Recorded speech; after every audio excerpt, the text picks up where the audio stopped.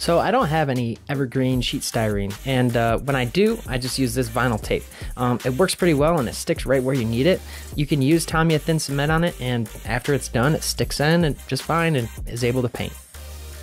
Next, I assembled the rest of the interior basically.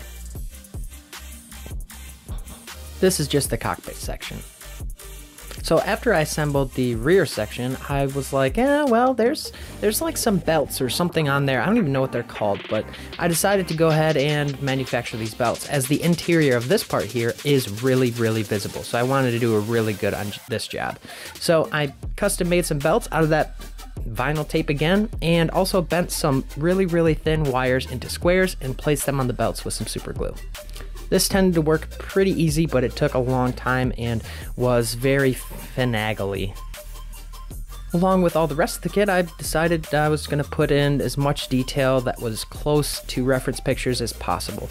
So I got a whole bunch of wires and of different sizes. I see there's a big one and a small one, and I bunched them all together and glued them to the interior of this side.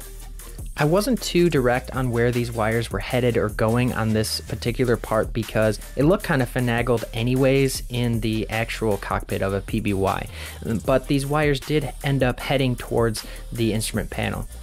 So I do a little test fit to make sure everything's going where it needs to go and fits where it needs to fit, so that I need to drill out wherever I need to drill out where those wires are, and then I can move on to the next step, which is add even more detail into this thing.